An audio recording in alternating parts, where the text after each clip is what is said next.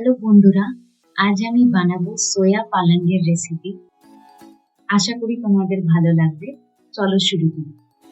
প্রথমে পালং শাকটাকে ব্লাঞ্চ করেছি, মানে গরম জলে একটু সেদ্ধ করে ঠান্ডা জলে চুবিয়ে নিয়েছি। তারপর দুটো কাঁচা লঙ্কার সাথে মিক্সিতে ব্লেন্ড করে নিয়েছি। আর পাশাপাশি এক কাপ সয়াবিন বয়েল করে ঠান্ডা করে হাত দিয়ে এখন চিপে জলটা ঝরিয়ে নিচ্ছি। এবার সয়াবিন গুলো একসাথে রাফলি ব্লেন্ড করে নিচ্ছি।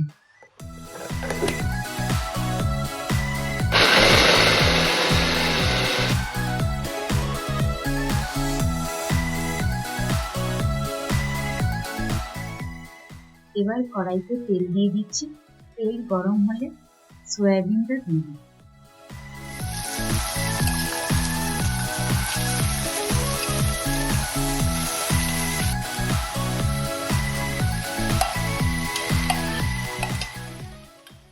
আর নাড়তে থাকবো যতক্ষণ না সয়াবিনের জল ভাবটা কমে যাচ্ছে।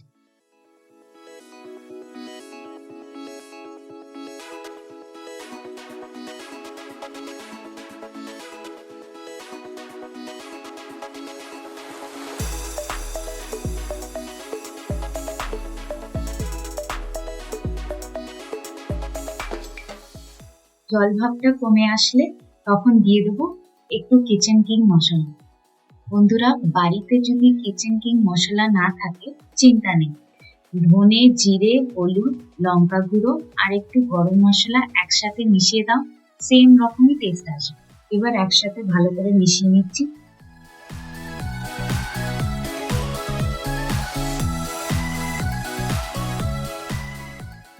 আর কয়েক মিনিট ভালো করে নেড়ে একটু ফ্রাই করে নেব।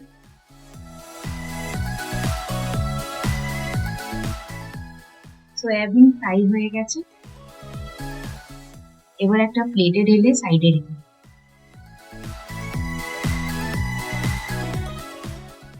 এবার আলাদা একটা কড়াইতে তেল গরম করব। তেল গরম হলে একটু হিং ফোড়ন দেব। তারপর সাথে সাথে পালং শাকের পেস্টটা দিয়ে দেব।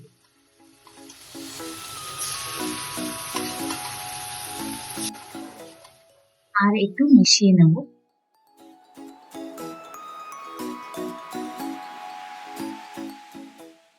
সামান্য জল অ্যাড করেছি।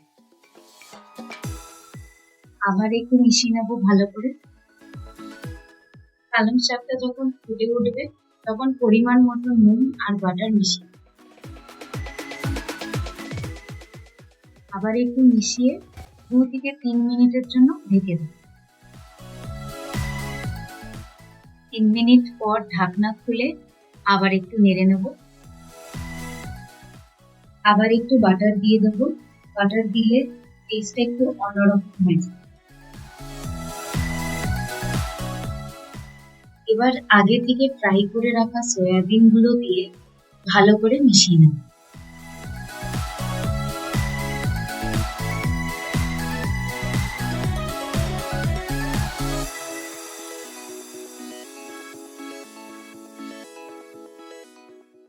আমাদের রান্নাটা প্রায় শেষের দিকে, তখন গরম মশলা গুঁড়ো দিয়ে দেবো আর একটু কেওড়া ওয়াটার দিয়ে দেবো।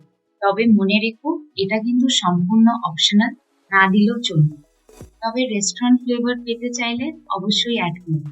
আবার একটু নেড়ে নেব। ব্যাস, আমাদের সোয়া পালঙের রেসিপি একদম তৈরি। আমি একটু ওপরে ক্রিম দিয়ে পরিবেশন করেছি। তোমরা এটা নান, পরোটা, রুটি যে কোনো কিছু দিয়ে খেতে পারো। বাড়িতে অবশ্যই ট্রাই করো। আবার দেখা হবে নতুন একটা রেসিপি নিয়ে। সেই পর্যন্ত ভালো থেকো। টাটা।